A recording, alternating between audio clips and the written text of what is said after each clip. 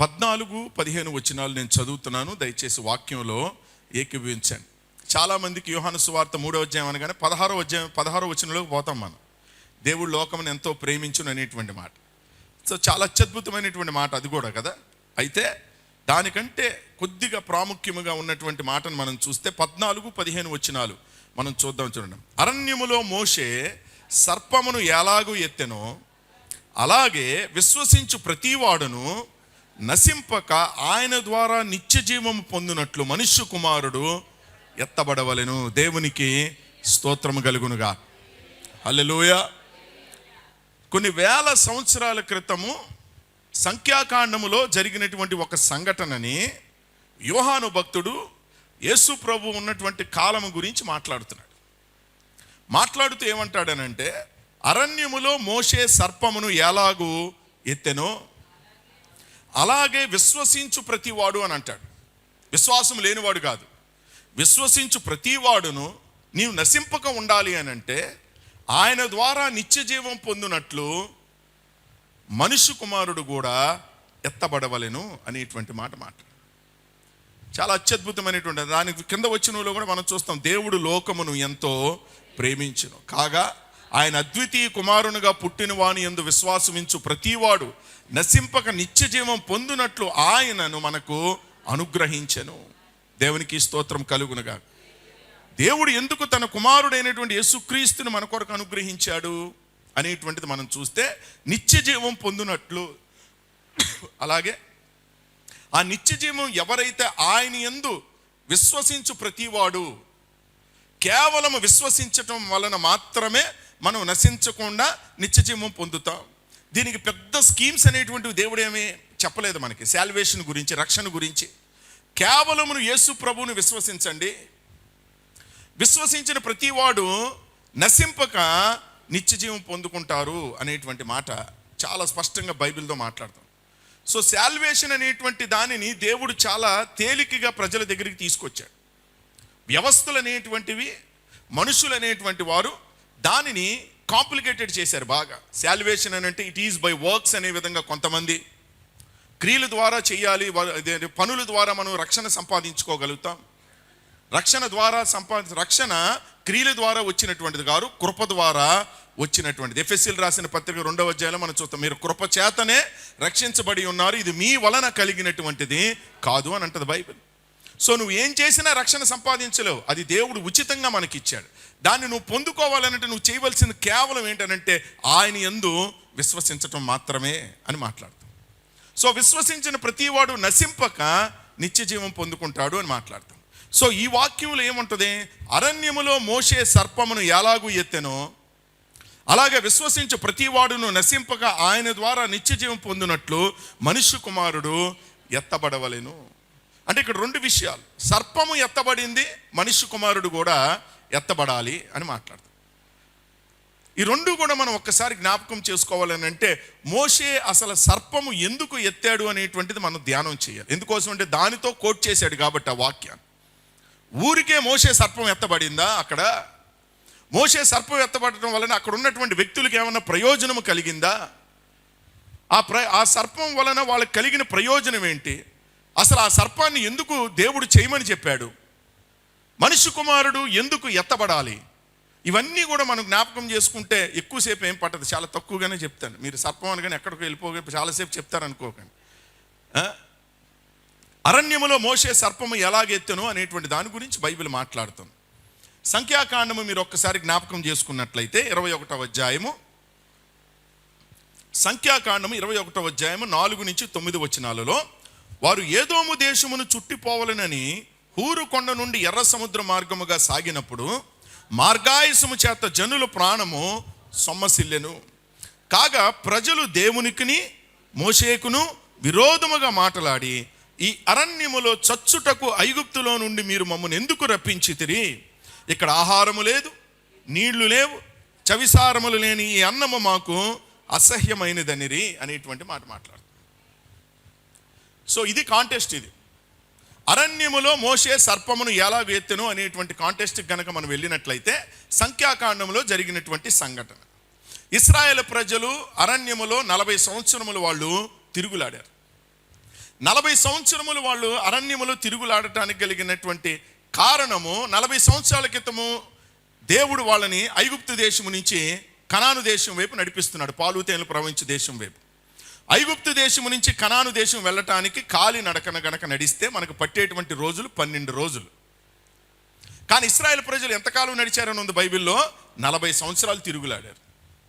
40 సంవత్సరాల వరకు దేవుని అక్కడే వాళ్ళు తిప్పారు. వారు అవిశ్వాసము చేత, వారు దేవుని మీద చేసినటువంటి తిరుగుబాటు చేత, వారి యొక్క సనుగుల చేత వాళ్ళు 40 సంవత్సరములు అక్కడే తిరిగారు.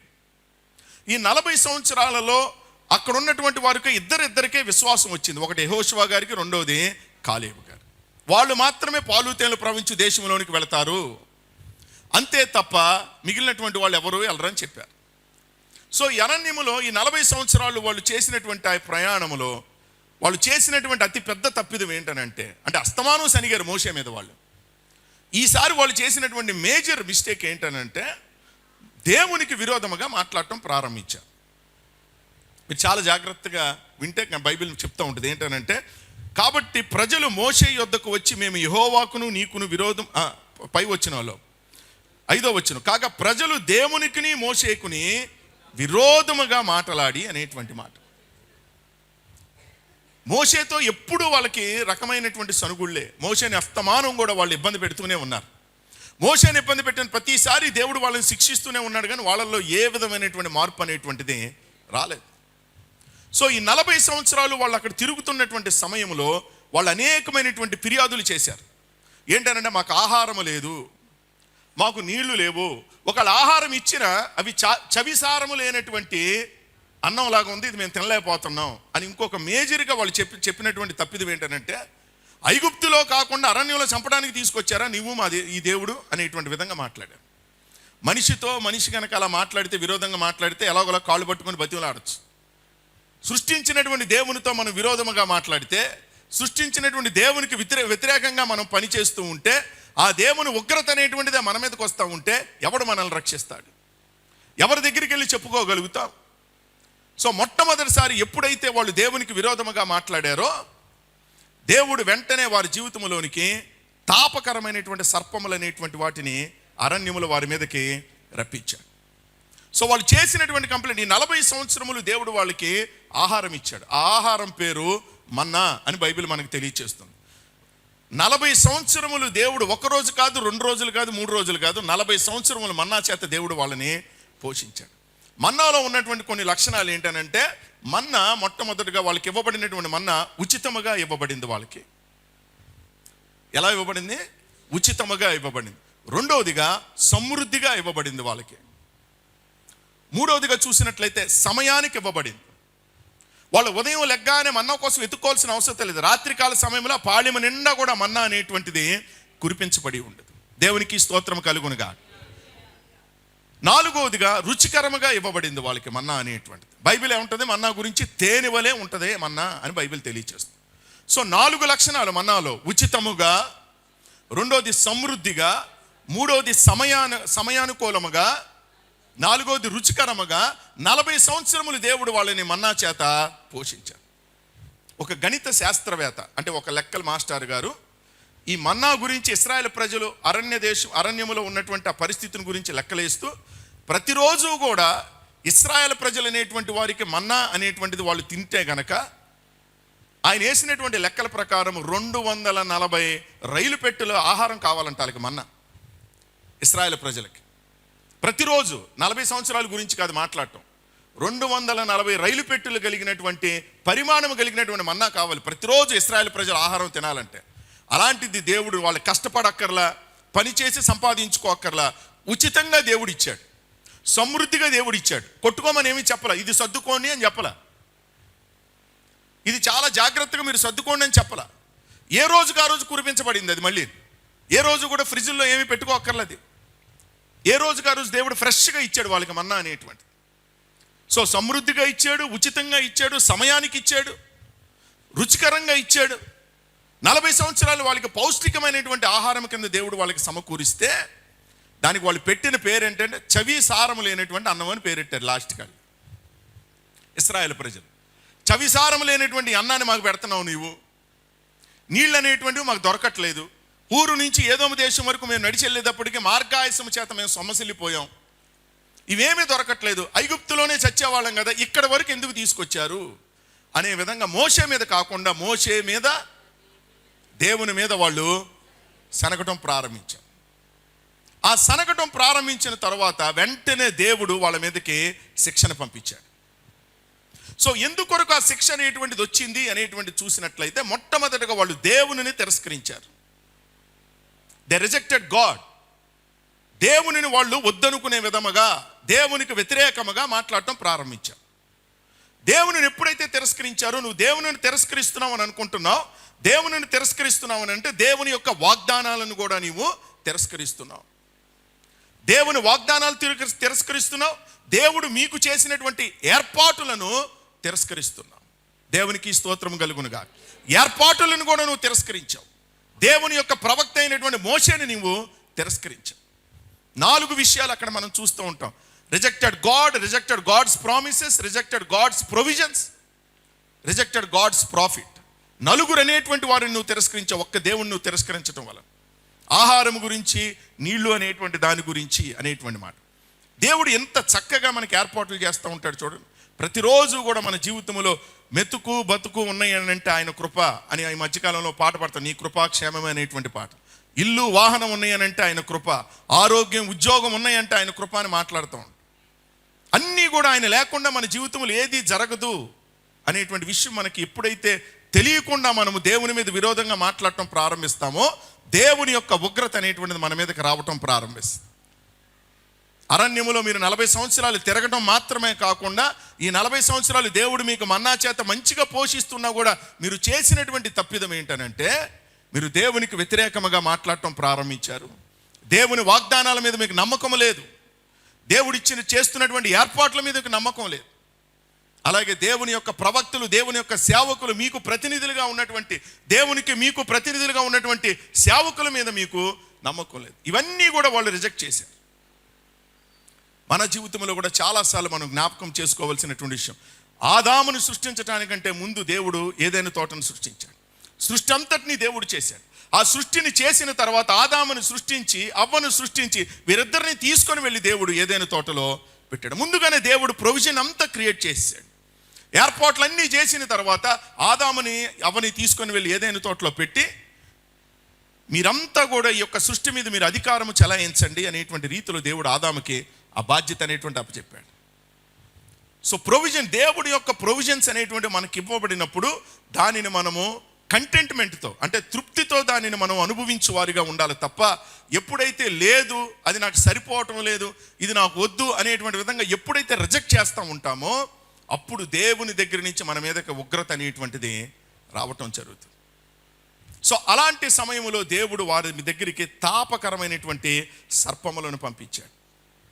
ఆ శిక్ష అనేటువంటిది వచ్చినప్పుడు ప్రతి సర్పము కూడా ఇశ్రాయేలు ప్రజలను ఎప్పుడైతే కరవటం ప్రారంభించాయో, ఇశ్రాయేలులో అనేకులు చనిపోయిరి అనేటువంటి మాట బైబిల్ అంటది. 6వ వచనం, సంఖ్యాకాండం 21:4-9 వచనాలలో 6వ వచనంలో చూసినట్లయితే, అందుకు యెహోవా ప్రజలలోనికి తాపకరమైన సర్పములను పంపెను, అవి ప్రజలను కరువగా ఇశ్రాయేలీలో అనేకులు చనిపోయిరి అని ఉంది బైబిల్. దేవుడు పంపించినటువంటి ఉగ్రత, దేవుడు పంపించినటువంటి శిక్ష, అనేకులు చనిపోయారు అనేటువంటి దాని గురించి మాట్లాడుతాం. సో అలాగ అనేకులు చనిపోయినటువంటి సమయంలో ఇశ్రాయేలు ప్రజలకు ఉండేటువంటిది ఏంటనంటే 2 దారులు. ఆ పాము కాటును చూసుకొని అలాగే చచ్చిపోవటం, లేకపోతే అసలు ఈ పాము కాటులు ఎందుకు జరుగుతున్నాయి అనేటువంటి పరిష్కారం అనేటువంటిది చూసుకోవటం. 2 విషయాలు అలా ముందు ఉన్నటువంటివి. ఎందుకోసం అని అంటే, అక్కడ ఏ విధమైనటువంటి వైద్యుడు లేడు, అక్కడ ఏ విధమైనటువంటి ఆసుపత్రులు లేవు, అక్కడ ఏ విధమైనటువంటి పాముకి విరుగుడు అనేటువంటిది లేదు. అరణ్యం, అది ఎడారి కలిగినటువంటి ప్రాంతం. అలాంటి ప్రాంతంలో ఏమీ లేనటువంటి పరిస్థితులలో వాళ్ళు 2 దారులు ఉన్నాయి వాళ్ళకి. ఏంటనంటే, పాములు మమ్మల్ని కరిచిని, దీన్ని చూసుకొని చచ్చిపోవటం, లేకపోతే దీనికి పరిష్కారం ఏంటి అనేటువంటిది వెతుక్కోవటం. మన జీవితంలో కూడా జ్ఞాపకం చేసుకోవాల్సింది, ఏదన్నా ఉపద్రవం అనేటువంటిది మన మీదకి వచ్చినప్పుడు, శిక్ష అనేటువంటిది మన మీదకి వచ్చినప్పుడు, శిక్ష అనుభవించి చచ్చిపోవటం, లేకపోతే we have to check for the remedy, పరిష్కారం ఏంటి అని మనం దాని గురించి ఎత్తుక్కోవటం. సాధారణంగా పాము కాటేసినోడు ఏం చేస్తాడు? త్వరితంగా ఎక్కడ ఆసుపత్రికి ఉంటే అక్కడ పరిగెడతాడు, ఇప్పుడున్నటువంటి వెసులుబాట్లను బట్టి. కానీ అరణ్యములో ఏ ఆసుపత్రి ఉంది? అరణ్యంలో ఏ రకమైన వైద్యుడు ఉన్నాడు? అరణ్యములో పాముకు విరుగుడు అనేటువంటిది, పాము కాటికి విరుగుడు అనేటువంటిది ఎక్కడ ఉంది? ఎక్కడా లేదు. సో అయితే చచ్చిపోవాలి, లేకపోతే దీనికి విరుగుడు అనేటువంటిది చూసుకోవాలి. ఆ సమయంలో ఇశ్రాయేలు ప్రజలు ఏంటంటే దానికి విరుగుడు కోసం ప్రయత్నం చేశారు. ఏం చేశారనంటే మోషే దగ్గరికి పరిగెత్తారు. మోషే దగ్గరికి పరిగెత్తి అక్కడ మాట్లాడుతుంది బైబిల్ ఏంటనంటే, ప్రజలు మోషే యొద్దకు వచ్చి మేము యెహోవాకును నీకును విరోధముగా మాట్లాడి పాపము చేసితిమి అని. దేవునికి స్తోత్రం కలుగునుగా. మోషే దగ్గర పరిగెత్తుకొని వచ్చారు పరిష్కారం కోసం. తిట్టినటువంటి వాళ్ళే, తిరగబడినటువంటి వారే, విరోధముగా మాట్లాడినటువంటి వాళ్ళే మోషే దగ్గరికి పరిగెత్తుకొని వచ్చి ఏమంటారనంటే, నీకు దేవునికి విరోధముగా మాట్లాడి మేము పాపము చేసితిమి అని మాట్లాడుతున్నాం. సో పాపం అనంటే చాలామంది సిగరెట్లు తాగటం అంటే అది పాపమే. పాపం కాదని కాదు. సిగరెట్లు తాగటం, లేకపోతే వ్యభిచారము, లేకపోతే త్రాగుడు, ఇంకా రకరకాలుగా ఈ మాత్రమే పాపాలు అనుకుంటారు. కానీ దేవునికి విరోధముగా మాట్లాడటం కూడా పాపమే. దేవునికి వ్యతిరేకంగా నిలవటం కూడా పాపమే. అలా విరోధముగా నీకు దేవునికి వ్యతిరేకంగా మాట్లాడి మేము పాపం చేశాం అనేటువంటి రీతిలో మొట్టమొదటిగా వాళ్ళు వెన్నుకున్నటువంటి పరిష్కారం ఏంటనంటే, వాళ్ళకిలో కలిగినటువంటి ఆ యొక్క కన్విక్షన్, వాళ్ళలో కలిగినటువంటి నేరము మేము చేశాము అనేటువంటి నేర నిర్ధారణ అనేటువంటిది వాళ్ళు చేసుకున్నారు. కన్విక్షన్ అనేటువంటి మాట అనేటువంటి దానిని మనం చూసినట్లయితే ఒప్పుకోలు అనేటువంటి మాట. నీకు దేవునికి విరోధముగా మేము మాట్లాడి పాపం చేశాం అనేటువంటి మాట మాట్లాడు. చాలాసార్లు పాపము చేసిన ప్రతిసారి మనం అనుకుంటాం మనుషులతో పాపం చేసాం అనుకుంటాం. కానీ మనం పాపం చేసిన ప్రతిసారి ఎవరికి విరోధంగా పాపం చేస్తున్నాం? దేవునికి విరోధముగా పాపం చేస్తున్నాం, దేవునికి వ్యతిరేకంగా పాపం చేస్తున్నాం, దేవుని ఆజ్ఞను అతిక్రమించి మనము పాపం చేస్తున్నాం. అందుకోసం ఇశ్రాయేలు ప్రజలు వచ్చినటువంటి కన్విక్షన్, పరిష్కారం ఎత్తుక్కునే ప్రక్రియలో మోషే దగ్గరికి వెళుతున్నాడు. ఏం చేశామని మా మీదకి తాపకరమైన సర్పాలను పంపించారు? ఏం చేశామని మేము ఈ యొక్క తాపకరమైనటువంటి సర్పాలను మమ్మల్ని మీదకి పంపించి మమ్మల్ని చంపేస్తున్నారు అని ప్రశ్నించలా. వాళ్ళల్లో వాళ్ళకి కలిగినటువంటి నేర నిర్ధారణ, దాన్ని కన్విక్షన్ అంటూ ఉంటారు. నేర నిర్ధారణ వాళ్ళు చేసుకున్నారు. అయ్యో దేవునికి వ్యతిరేకంగా మాట్లాడాం కదా, మోషేకి వ్యతిరేకంగా మాట్లాడాం కదా, దేవుడిచ్చిన ఈవులను వద్దనుకున్నాం, వాగ్దానాల మీద నమ్మకం లేకుండా బ్రతికాం, 40 సంవత్సరాలు దేవుడు మనల్ని పోషిస్తున్నా వీటితో తృప్తి చెందకుండా ఇలాగ మనం ప్రవర్తించడం పాపం కదా అనేటువంటి పరిస్థితికి వాళ్ళు వచ్చి ఆ పరిష్కారం ఎదుర్కొనే ప్రక్రియలో మొట్టమొదటిగా వాళ్ళలో వచ్చినటువంటిది ఏంటనంటే ఆ కన్విక్షన్ అనేటువంటి మాట. నేను పాపిని అనేటువంటి రీతిలో నీలో ఆ నేరము జరిగింది అనేటువంటి విషయంలో నీలో నేర నిర్ధారణ అనేటువంటిది నువ్వు ఎప్పుడైతే చేసుకుంటావో ఆ పరిష్కారం అనేటువంటిది ముందడుగు వేస్తూ ఉంటుంది. దేవునికి స్తోత్రం కలుగునుగాక. సో అందుకోసమే యేసు ప్రభు వారు ఈ భూమి మీద ఉన్నప్పుడు నేను వెళ్ళుట మీకు ప్రయోజనకరం, నేను వెళ్ళి మీ కొరకు ఆదరణకర్తను పంపిస్తాను అని ఆ పరిశుద్ధాత్మ దేవుడు వచ్చి మిమ్మల్ని సర్వసత్యములోనికి నడిపిస్తాడు. ఈరోజు నేను మీ దగ్గరికి వచ్చి మీరు పాపి అని అన్నారు అనుకోండి, మీరు ఊరుకోరు, అంతేనా? ఎవరు ఊరుకోరు. నా దగ్గరికి వచ్చి నన్ను అన్నా సరే నువ్వు పాపి అని అంటే నువ్వు మాత్రం ఏంటి అని అంటాం. మనం ఆటోమేటిక్గా మనుషులం కదా. కానీ ఈరోజు మనందరం ఇలాగా క్రైస్తవ సంఘముగా విశ్వాసులుగా కూడుకొని ఉన్నామంటే మనల్ని పాపి అని ఒప్పింపజేసిన వాడు ఎవరంటే పరిశుద్ధాత్మ దేవుడు. దేవునికి స్తోత్రం కలుగునుగా. సో మనుషులు నిన్ను పాపి అని అంటే ఒప్పుకోం మనం, వ్యవస్థ మనల్ని పాపులు అని అంటే ఒప్పుకోం మనం, సమాజం మనల్ని పాపి అని అంటే ఒప్పుకోం. ఎవరు మనల్ని ఒప్పింపజేశారు? సర్వసత్యములోనికి నడిపించినటువంటి పరిశుద్ధాత్మ దేవుడు మనల్ని పాపి అని ఒప్పింపజేశాడు. అదే బైబిల్ అంటది, అందరూ అంతటా పాపము చేసి దేవుడు అనుగ్రహించు మహిమను పొందలేకపోతే. ఏ భేదము లేనటువంటి వారు, వీళ్ళని కాదు వాళ్ళని కాదు, ఆ దేశంలోని కాదు ఈ దేశంలోని కాదు, ప్రతి ఒక్కళ్ళు కూడా పాపము చేసి దేవుడు అనుగ్రహించి మహిమను పొందలేకపోయారు.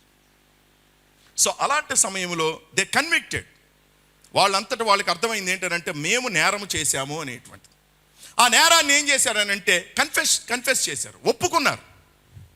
నేరము జరిగింది, ఆ నేరము చేసింది ఎవరో పక్కోళ్ళు కాదు మేమే అని కన్ఫెస్ చేశారు. అంటే దాన్నే మనం అంటా ఉంటాం కదా, నోటితో ఒప్పుకోవాలి. అతిక్రమములను దాచిపెట్టువాడు వర్ధిల్లుడు, దాన్ని విని ఒప్పుకొనివాడు కనికరము పొందును. సో అలాగే వాళ్ళు నేర నిర్ధారణ జరిగిందన్న తర్వాత పక్కోడి మీద పాపం వేయకుండా, నువ్వు చేసావు కాబట్టి సర్పాలు వచ్చినాయి, నువ్వు చేసావు కాబట్టి శిక్ష మనం అనిపిస్తున్నావు అని అనుకుంటా ప్రతి ఒక్కళ్ళు కూడా దేవుని దగ్గరికి వచ్చి ఒప్పుకోవడం ప్రారంభించారు. అలా ఎప్పుడైతే ఒప్పుకున్నారో వారి జీవితంలో ఆ ఒప్పుకునే విధానము కూడా పశ్చాత్తాపంతో వాళ్ళు ఒప్పుకున్నారు. దేవునికి స్తోత్రం కలుగునుగా. ఆ పశ్చాత్తాపంతో ఎప్పుడైతే ఒప్పుకోవడం ప్రారంభించారో వాళ్ళ జీవితంలో దేవుడు ఒక అద్భుతమైనటువంటి పరిష్కారాన్ని తీసుకొచ్చాడు. దేవునికి స్తోత్రం కలుగునుగా. మన జీవితంలో ఏదో జరిగిందని, గాయం కలిగిందని గాయాన్ని చూసుకొని ఏడవటం కాదు మనం చేయవలసింది. ఇలా ఎందుకు జరిగింది అనే విధంగా ఏడవటం కాదు, నిజమైనటువంటి పశ్చాత్తాపం మనలో కలగాలి. మీరు దుఃఖపడితేరని నేను సంతోషించట్లేదు, కానీ మీరు దైవ చిత్తానుసారముగా దుఃఖపడితేరని నేను సంతోషించుచున్నాను. దైవ చిత్తానుసారమైనటువంటి దుఃఖము రక్షణార్థమైనటువంటి మారు మనసును కలుగు చేస్తుంది. దేవునికి స్తోత్రము కలుగునుగా. సో లోకంలో ప్రతి వాళ్ళు ఏడుస్తారు. సో లోకంలో ఏడ్చే ప్రతి ఒక్కరికి కూడా పశ్చాత్తాపం కలిగినట్టు కాదు, కానీ దైవమైనటువంటి మారు మనసును మనలో కలుగు చేస్తూ ఉంటుంది. సో అలాగ వాళ్ళు ఎప్పుడైతే నేరము జరిగింది, ఆ నేరం మేమే చేశామని పశ్చాత్తాపడ్డారో మోషే దేవుని దగ్గరికి వెళ్ళాడు. ప్రభువా ఇలా పశ్చాత్తాపడుతున్నారు, ఏం చేయమంటావు అని అంటే, దేవుడు అక్కడ చేసినటువంటి పని ఏంటనంటే, ఒక ఇత్తడి సర్పము అనేటువంటి దానిని తయారు చేయండి. ఆ ఇత్తడి సర్పాన్ని అనేటువంటి తయారు చేసి అరణ్యములో దానిని అలాగ మీరు నిలబెట్టండి అని అంటాడు. ఆ నిలబెట్టినటువంటి సర్పాన్ని ఎవరైతే పాము కాటుకు గురయ్యారో, ఆ సర్పము కాటుకు గురయ్యారో, ఆ గురైనటువంటి వారందరూ ఎప్పుడైతే ఇత్తడి సర్పాన్ని చూస్తారో, చూచిన ప్రతి ఒక్కడు కూడా బ్రతుకుతాడు అనేటువంటిది పరిష్కారం. దేవునికి స్తోత్రం కలుగునుగా. హల్లెలూయా, హల్లెలూయా. సర్పము అనగా మనకు అర్థం అవ్వాల్సింది ఏంటంటే పాపము అని అర్థమైపోద్ది మనకి. ఎందుకోసం అని అంటే, మనకి ఏది వచ్చినా రాకపోయినా సరే ప్రతి ఒక్కళ్ళు మనం ముందు వెళ్ళిపోయేది ఎక్కడికంటే ఏదైనా తోటలోకి వెళ్ళిపోతాం అందరం యాజువల్గా. ఎందుకోసం అంటే సర్పం ఎక్కడి నుంచి ప్రారంభమైంది, దాని జీవిత చరిత్ర ఏంటని అంటే ఏదైనా తోటలోనే ప్రారంభమైంది. సో సర్పము అనగా పాపము. సో పాపము అనేటువంటిది వచ్చినప్పుడు దేవుడు మనల్ని సృష్టించినప్పుడు చాలా యథార్థవంతులుగా సృష్టించాడు. నేను మనుషులను సృష్టించినప్పుడు యథార్థవంతులుగా సృష్టించాను, కానీ వాళ్ళు వివిధమైన తంత్రములు కల్పించుకున్నారు. ఆ వివిధమైన తంత్రముల్లో ఒకటి ప్రమాదకరమైనటువంటిది ఏంటనంటే పాపం.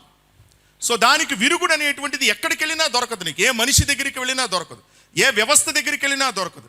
డబ్బుతో దాన్ని కొనలేవు, పాపాన్ని అనేటువంటి తీసివేయలేవు. కానీ ఖచ్చితంగా దానికి విరుగుడు ఎవరు అని అంటే మళ్ళీ దేవుడే దానికి విరుగుడిని చూపించాడు. దేవునికి స్తోత్రం కలుగునుగా.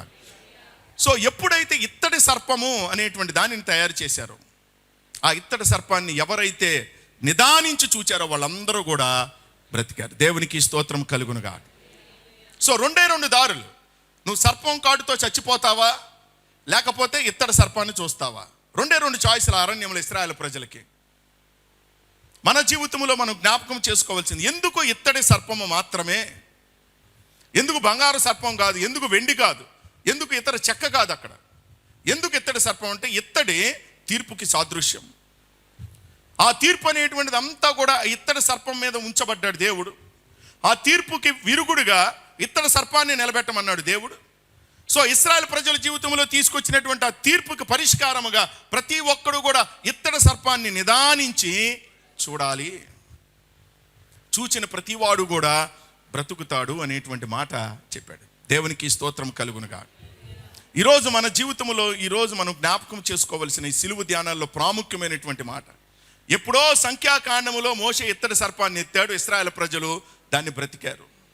ఇశ్రాయేలు ప్రజలు బ్రతకడానికి కారణము ఇత్తడి సర్పము అనేటువంటిది మనకు బైబిల్ తెలియచేస్తుంది. సో కానీ ఆ ఇత్తడి సర్పాన్ని వాళ్ళు చూడటానికంటే ముందు మోషే ఒక మాట చెప్పాడు వాళ్ళతో, ఎవరైతే ఆ ఇత్తడి సర్పాన్ని నిదానించి చూస్తారో వాళ్ళు మాత్రమే బ్రతుకుతారు. ఇంకో మాటలో చెప్పాలనంటే, ఎవరైతే నిదానించి చూస్తారో వాళ్ళు మాత్రమే రక్షించబడతారు. దేవునికి స్తోత్రం కలుగునుగా. వాళ్ళు మాత్రమే రక్షించబడతారు. దాన్ని నువ్వు చూడాలి అని అంటే మొదటగా మోషే దగ్గరికి దేవుడు తీసుకొచ్చినటువంటి ఆజ్ఞని, ఆ మాటను మనము వినాలి. ఎప్పుడైతే హృదయంలో మనం ఆ మాటను వింటామో, ఆ హృదయంలో ఎప్పుడైతే ఆ మాటను విని భద్రము చేసుకుంటామో, దాన్ని ఎప్పుడైతే మనకు స్పందిస్తూ దేవుడు చూడమన్నాడు కదా అని మనం ఎప్పుడైతే బ్రెయిన్కి మన ఐస్కి డైరెక్షన్ ఇస్తామో, అప్పుడు మనం దానిని నిదానించి చూడగలుగుతాం. దేవునికి స్తోత్రం కలుగునుగా. అన్నిటికీ ముఖ్యమైన కార్నర్ ఏంటనంటే విశ్వాసము అని మనం అర్థం చేసుకో. అర్థమైనటువంటి మారు మనసును మనలో కలుగు చేస్తూ ఉంటుంది. సో అలాగ వాళ్ళు ఎప్పుడైతే నేరము జరిగింది, ఆ నేరం మేమే చేశామని పశ్చాత్తాపడ్డారో మోషే దేవుని దగ్గరికి వెళ్ళాడు. ప్రభువా ఇలా పశ్చాత్తాపడుతున్నారు, ఏం చేయమంటావు అని అంటే, దేవుడు అక్కడ చేసినటువంటి పని ఏంటనంటే, ఒక ఇత్తడి సర్పము అనేటువంటి దానిని తయారు చేయండి. ఆ ఇత్తడి సర్పాన్ని అనేటువంటి తయారు చేసి అరణ్యములో దానిని అలాగ మీరు నిలబెట్టండి అని అంటాడు. ఆ నిలబెట్టినటువంటి సర్పాన్ని ఎవరైతే పాము కాటుకు గురయ్యారో, ఆ సర్పము కాటుకు గురయ్యారో, ఆ గురైనటువంటి వారందరూ ఎప్పుడైతే ఇత్తడి సర్పాన్ని చూస్తారో, చూచిన ప్రతి ఒక్కడు కూడా బ్రతుకుతాడు అనేటువంటిది పరిష్కారం. దేవునికి స్తోత్రం కలుగునుగా. హల్లెలూయా, హల్లెలూయా. సర్పము అనగా మనకు అర్థం అవ్వాల్సింది ఏంటంటే పాపము అని అర్థమైపోద్ది మనకి. ఎందుకోసం అని అంటే, మనకి ఏది వచ్చినా రాకపోయినా సరే ప్రతి ఒక్కళ్ళు మనం ముందు వెళ్ళిపోయేది ఎక్కడికంటే ఏదైనా తోటలోకి వెళ్ళిపోతాం అందరం యాజువల్గా. ఎందుకోసం అంటే సర్పం ఎక్కడి నుంచి ప్రారంభమైంది, దాని జీవిత చరిత్ర ఏంటని అంటే ఏదైనా తోటలోనే ప్రారంభమైంది. సో సర్పము అనగా పాపము. సో పాపము అనేటువంటిది వచ్చినప్పుడు దేవుడు మనల్ని సృష్టించినప్పుడు చాలా యథార్థవంతులుగా సృష్టించాడు. నేను మనుషులను సృష్టించినప్పుడు యథార్థవంతులుగా సృష్టించాను, కానీ వాళ్ళు వివిధమైన తంత్రములు కల్పించుకున్నారు. ఆ వివిధమైన తంత్రముల్లో ఒకటి ప్రమాదకరమైనటువంటిది ఏంటనంటే పాపం. సో దానికి విరుగుడు అనేటువంటిది ఎక్కడికి వెళ్ళినా దొరకదు. నీకు ఏ మనిషి దగ్గరికి వెళ్ళినా దొరకదు, ఏ వ్యవస్థ దగ్గరికి వెళ్ళినా దొరకదు. డబ్బుతో దాన్ని కొనలేవు, పాపాన్ని అనేటువంటి తీసివేయలేవు. కానీ ఖచ్చితంగా దానికి విరుగుడు ఎవరు అని అంటే మళ్ళీ దేవుడే దానికి విరుగుడిని చూపించాడు. దేవునికి స్తోత్రం కలుగునుగా. సో ఎప్పుడైతే ఇత్తడి సర్పము అనేటువంటి దానిని తయారు చేశారో, ఆ ఇత్తడి సర్పాన్ని ఎవరైతే నిదానించి చూచారో వాళ్ళందరూ కూడా బ్రతికారు. దేవునికి స్తోత్రం కలుగునుగా. సో రెండు దారులు. నువ్వు సర్పం కాటుతో చచ్చిపోతావా, లేకపోతే ఇత్తడి సర్పాన్ని చూస్తావా? రెండు చాయిస్లు అరణ్యంలో ఇశ్రాయేలు ప్రజలకి. మన జీవితంలో మనం జ్ఞాపకం చేసుకోవాల్సింది, ఎందుకు ఇత్తడి సర్పము మాత్రమే, ఎందుకు బంగారు సర్పం కాదు, ఎందుకు వెండి కాదు, ఎందుకు ఇతర చెక్క కాదు అక్కడ? ఎందుకు ఇత్తడి సర్పం అంటే ఇత్తడి తీర్పుకి సాదృశ్యం. ఆ తీర్పు అనేటువంటిది అంతా కూడా ఇత్తడి సర్పం మీద ఉంచబడ్డాడు దేవుడు. ఆ తీర్పుకి విరుగుడుగా ఇత్తడి సర్పాన్ని నిలబెట్టమన్నాడు దేవుడు. సో ఇశ్రాయేలు ప్రజల జీవితంలో తీసుకొచ్చినటువంటి ఆ తీర్పుకి పరిష్కారముగా ప్రతి ఒక్కడు కూడా ఇత్తడి సర్పాన్ని నిదానించి చూడాలి. చూచిన ప్రతివాడు కూడా బ్రతుకుతాడు అనేటువంటి మాట చెప్పాడు. దేవునికి స్తోత్రం కలుగునుగా. ఈరోజు మన జీవితంలో ఈరోజు మనం జ్ఞాపకం చేసుకోవలసిన ఈ సిలువ ధ్యానాల్లో ప్రాముఖ్యమైనటువంటి మాట, ఎప్పుడో సంఖ్యాకాండములో మోషే ఇత్తడి సర్పాన్ని ఎత్తాడు, ఇశ్రాయేలు ప్రజలు దాన్ని బ్రతికారు. ఇశ్రాయేలు ప్రజలు బ్రతకడానికి కారణము ఇత్తడి సర్పము అనేటువంటిది మనకు బైబిల్ తెలియచేస్తుంది. సో కానీ ఆ ఇత్తడి సర్పాన్ని వాళ్ళు చూడటానికంటే ముందు మోషే ఒక మాట చెప్పాడు వాళ్ళతో, ఎవరైతే ఆ ఇత్తడి సర్పాన్ని నిదానించి చూస్తారో వాళ్ళు మాత్రమే బ్రతుకుతారు. ఇంకో మాటలో చెప్పాలనంటే, ఎవరైతే నిదానించి చూస్తారో వాళ్ళు మాత్రమే రక్షించబడతారు. దేవునికి స్తోత్రం కలుగునుగా. వాళ్ళు మాత్రమే రక్షించబడతారు. దాన్ని నువ్వు చూడాలి అని అంటే మొదటగా మోషే దగ్గరికి దేవుడు తీసుకొచ్చినటువంటి ఆజ్ఞని, ఆ మాటను మనము వినాలి. ఎప్పుడైతే హృదయంలో మనం ఆ మాటను వింటామో, ఆ హృదయంలో ఎప్పుడైతే ఆ మాటను విని భద్రము చేసుకుంటామో, దాన్ని ఎప్పుడైతే మనకు స్పందిస్తూ దేవుడు చూడమన్నాడు కదా అని మనం ఎప్పుడైతే బ్రెయిన్కి మన ఐస్కి డైరెక్షన్ ఇస్తామో, అప్పుడు మనం దానిని నిదానించి చూడగలుగుతాం. దేవునికి స్తోత్రం కలుగునుగా. అన్నిటికీ ముఖ్యమైన కార్నర్ ఏంటనంటే విశ్వాసము అని మనం అర్థం చేసుకోవాలి. వినుట వలన మనకి విశ్వాసము కలుగుతుంది. కన్నగడ అంటే ఉంటాడు, వినాలి వినాలి వినాలి అని. ఆడి వింటాడు. మనం చెప్పింది ఆడండి, మీరు చెప్పింది నేను చెప్పింది మీరు అనండి మాయ అంటాడు. వినాలి వినాలి వినాలి అని మంచి మాట కదా. ఎందుకంటే వినటం అనేటువంటిది మనకి విశ్వాసం కలుగు. వినుట వలన మనకి విశ్వాసము కలుగును. దేవునికి స్తోత్రం కలుగునుగా. వినుట వలన విశ్వాసం కలుగుతుంది. చూచారు అనేటువంటిది ఒక్కసారి పక్కన పెడితే, చూడటానికి ముందు ఏం చేశారనంటే వాళ్ళు విన్నారు మోషే మాట. ఎందుకు చూడాలి ఇత్తడి సర్పాన్ని? పాము కాటుతో చచ్చిపోతుంటే, మనుషులు అనేటువంటి చచ్చిపోతుంటే ఆ సర్పాన్ని చేయటం ఏంటి, ఆ సర్పాన్ని చూడటం ఏంటి అనేటువంటి లాజికల్ కాదు మనం మాట్లాడవలసింది. అక్కడ సింపుల్ ఫెయిత్ అనేటువంటి మాట ఆ సమయంలో, చిన్న విశ్వాసము అనేటువంటిది మనం ప్రదర్శించాలి. అది ఇశ్రాయేలు ప్రజలు ప్రదర్శించారు కాబట్టే ఎవడు ప్రదర్శించాడో వాడు బతికాడు. ఎవడు ఇత్తడి సర్పాన్ని చూశాడో వాళ్ళందరూ రక్షించబడ్డారు. సో వాళ్ళని రక్షించినటువంటిది ఏంటనంటే వాళ్ళ యొక్క చూపు అన్నమాట. రక్షించినటువంటి చూపు. ఎప్పుడైతే దాన్ని ఇత్తడి సర్పాన్ని చూశారో వాళ్ళందరూ కూడా బ్రతికారు. దేవునికి స్తోత్రం కలుగునుగా. సో కాంటెస్ట్ అనేటువంటిది పాత నిబంధన గ్రంథములో ఏ రకమైనటువంటి పరిస్థితులు జరిగినా కొత్త నిబంధన గ్రంథములో అది సిలువకి ఖచ్చితంగా లింక్ ఉంటుంది. మీరు ఎక్కడ చూసిన ప్రత్యక్ష గుడారములో కానీ ఎక్కడైనా సరే ప్రతిదీ యేసు ప్రభు వారికి లింక్ ఉంటుంది. ఆ లింకు లేకుండా ఎక్కడా కూడా ఉండదు. సో అందుకోసం యోహాను భక్తుడు ఇక్కడ అంటాడు, అరణ్యములో మోషే సర్పమును ఎలాగూ ఎత్తెనో అలాగే మనుష్య కుమారుడు కూడా ఎత్తబడవలెను. దేవునికి స్తోత్రం కలుగునుగా. అక్కడ వాళ్ళు దేవుని మీద వ్యతిరేకముగా తిరుగులాడి మాట్లాడారు తృప్తి లేకుండా. ఈరోజు మనం దేవునికి వ్యతిరేకంగా చేసినటువంటి పనులు ఏంటంటే పాపము మనం చేశాం, అతిక్రమములు మనం చేశాం, దేవునికి విరోధముగా మనము పాపం చేశాం. కాబట్టి ఆజ్ఞ అతిక్రమము పాపం. పాము కాట వలన వాళ్ళ జీవితంలోనికి మొదటగా ఏం జరిగిందనంటే బాధ కలిగింది వాళ్ళకి. ఆ బాధ అనేటువంటిది కలగటం వలన వాళ్ళు చనిపోవటం ప్రారంభించారు. పాపము కూడా అంతే. మొదట పాపము చేసినప్పుడు ఏమనిపించదు, తర్వాత బాధ కలుగుతుంది. ఆ బాధ మనల్ని మరణానికి దారితీస్తుంది. పాపము వలన వచ్చు జీతము మరణం అంటది. అందుకోసమే బైబిల్. ఈరోజు వాక్యం వింటున్న మన జీవితంలో అదే మనం జ్ఞాపకం చేసుకో.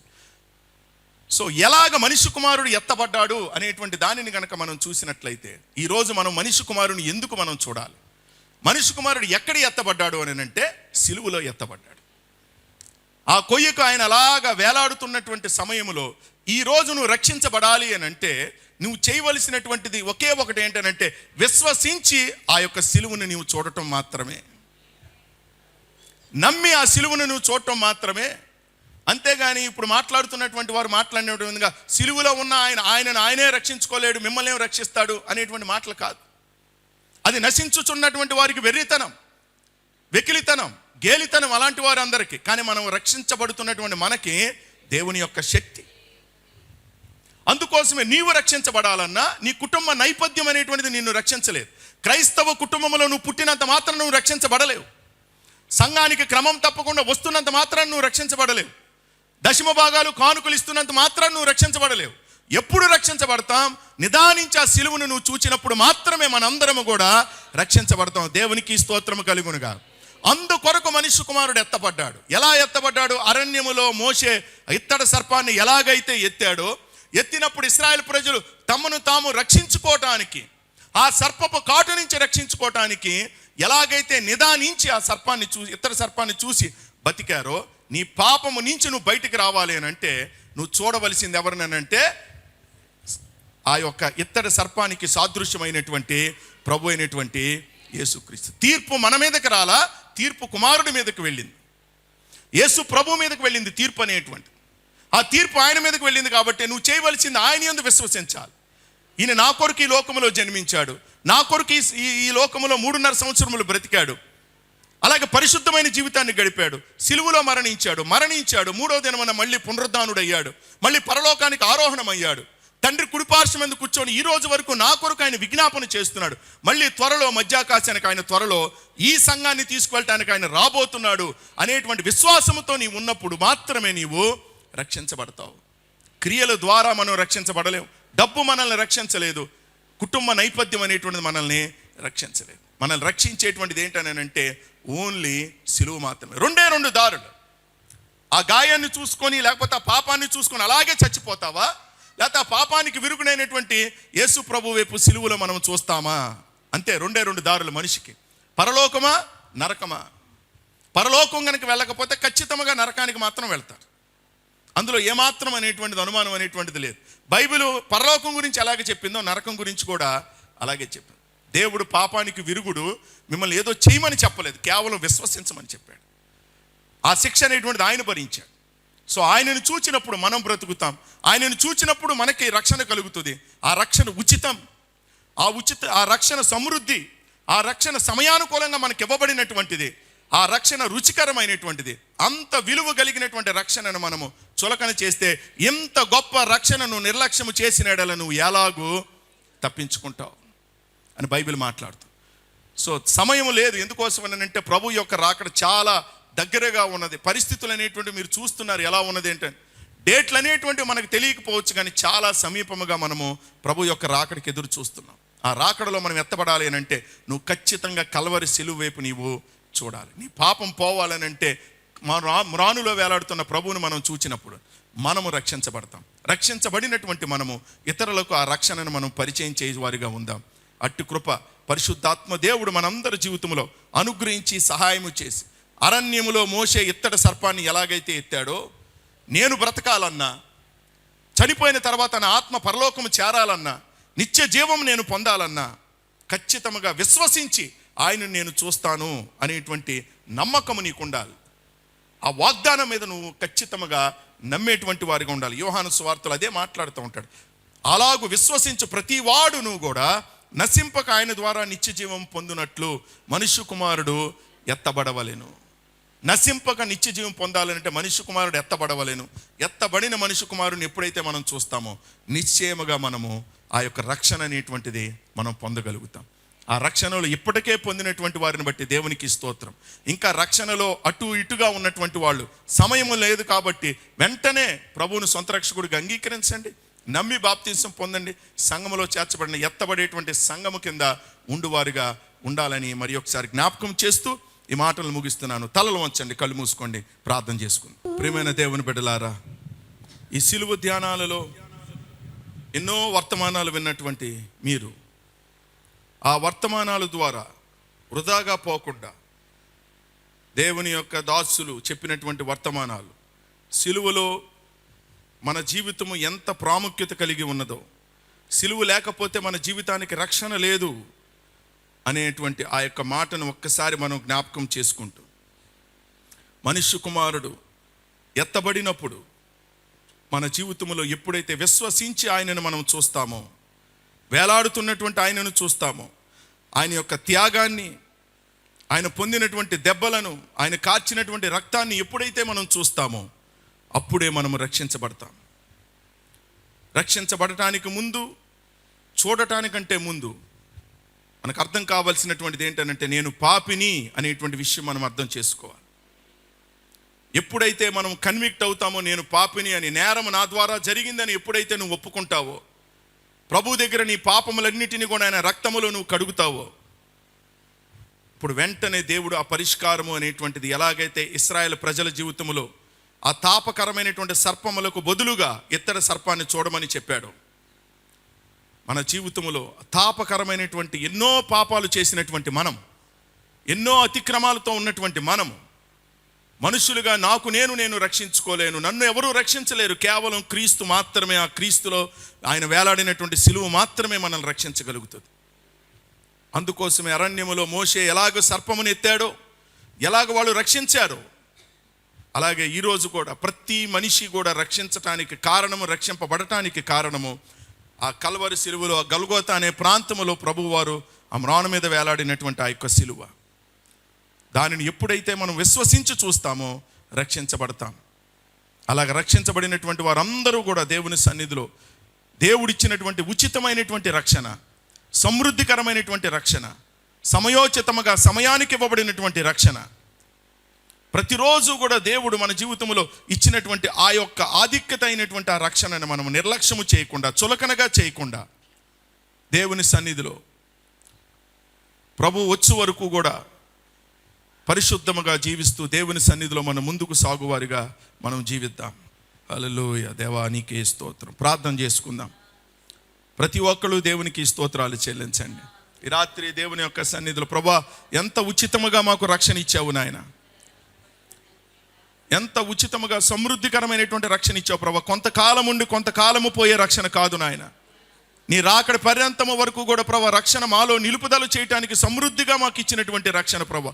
ఒకరికి ఇచ్చి ఇంకొకరికి ఇవ్వకుండా కాకుండా ప్రభువా, ఎవరైతే నీ వైపు చూస్తారో, ఎవరైతే ఆ సిలువ వైపు చూస్తారో వాళ్ళందరికీ నువ్వు అనుగ్రహించిన సమృద్ధి అయినటువంటి రక్షణ బట్టి నీకు వందనాలు నాయన.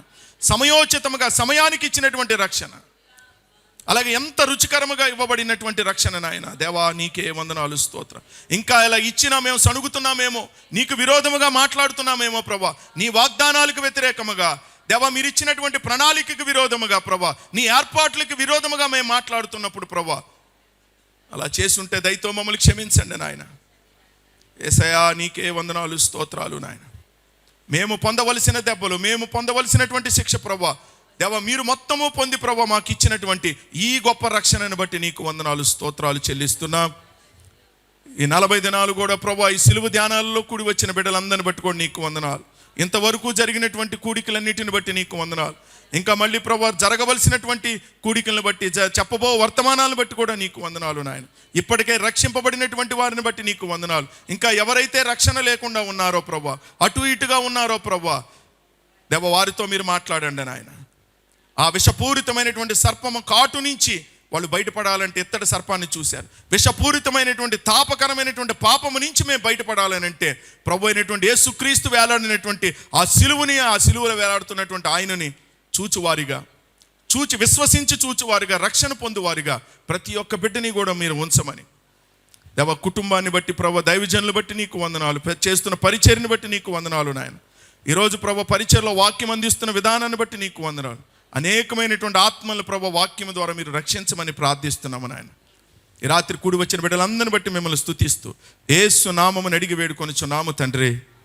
మన తండ్రి అయిన దేవుని ప్రేమ, కుమారుడైన క్రీస్తు కృప, పరిశుద్ధాత్మ యొక్క అన్యోన్య సహవాసము కూడిన మనకు సకల పరిశుద్ధులందరికీ ఇప్పుడు ఆయన రాకడి పర్యంతము వరకు సదాకాలము తోడేని నిల్చునుగాక.